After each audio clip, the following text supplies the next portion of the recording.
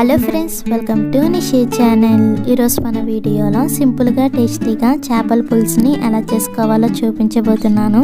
ఈ చేపల పులుసుని ఇలా కనుక చేసామంటే పులుసుతో పాటు చేప ముక్కలకు కూడా ఉప్పు కారం బాపట్టి కూర బాగా కుదురుతుంది. మరి ఆలస్యం చేయకుండా సూపర్ టేస్టీగా చేపల పులుసుని ఎలా చేసుకోవాలో చూద్దాం. ముందుగా చేపల పులుసు చేయడం కోసం 1/2 కిలో వరకు చేప ముక్కలను తీసుకుని బాగా క్లీన్ చేసుకోవాలి.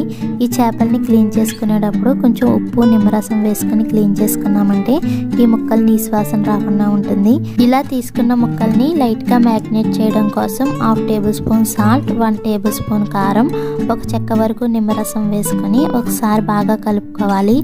ఇలా మనం ముందే కలుపుకోవడం వల్ల ఉప్పు కారం పులుపు అనేది ముక్కలకి బాగా పడుతుంది. ఇలా ఏ చేపలైనా వండేటప్పుడు ముందుగా మ్యారినేట్ చేసి ఉన్నామంటే మన కూర టేస్ట్ అనేది బాగా కుదురుతుంది.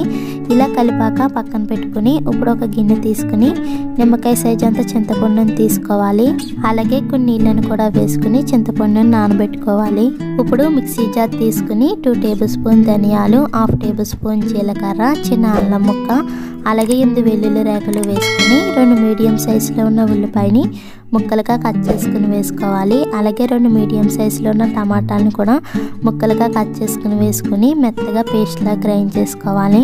ఇలా మెత్తగా గ్రైండ్ చేశాక పక్కన పెట్టుకుని ఇప్పుడు గ్యాస్ పై ప్యాన్ పెట్టి 4-5 టేబుల్ స్పూన్ వరకు ఆయిల్ వేసుకోవాలి. ఆయిల్ వేడయ్యాక 1/2 టేబుల్ స్పూన్ మెంతులు, 1/2 టేబుల్ స్పూన్ జీలకర్ర, 4 కట్ చేసి పెట్టిన పచ్చిమిర్చి, కొంచెం కరివేపాకు వేసుకుని బాగా ఫ్రై చేసుకోవాలి. ఇలా దోరగా వేగాక ముందుగా గ్రైండ్ చేసుకున్న ఉల్లిపాయ పేస్ట్ని వేసుకుని దగ్గరికి వచ్చేంత వరకు ఫ్రై చేసుకోవాలి. మనం ఇలా కలుపుకుంటూ ఫ్రై చేసుకున్నామంటే ఉల్లిపాయ మాడిపోకుండా బాగా వేగుతుంది. ఇలా ఉల్లిపాయలోంచి ఆయిల్ సెపరేట్ అయ్యేటప్పుడు 1/2 టేబుల్ స్పూన్ పసుపు, 1/2 table spoon salt, 1.5 table spoon వరకు కారం వేసుకోవాలి. మనం ఇప్పుడు ఉప్పు కారం వేసుకునేటప్పుడు కొంచెం చూసుకుని వేసుకోవాలి. ఎందుకంటే మనం ముందుగానే చేప ముక్కల్ని మ్యారినేట్ చేసుకునేటప్పుడు ఉప్పు కారం వేసుకున్నాం కాబట్టి ఇప్పుడు వేసుకునేటప్పుడు కొంచెం తగ్గించి వేసుకోవాలి. ఇలా అన్నీ వేసాక ఒకసారి మొత్తం కలిసేలా కలుపుకొని మనం ముందుగా నానబెట్టుకున్న చింతపండుని రసం తీసుకుని వేసుకోవాలి.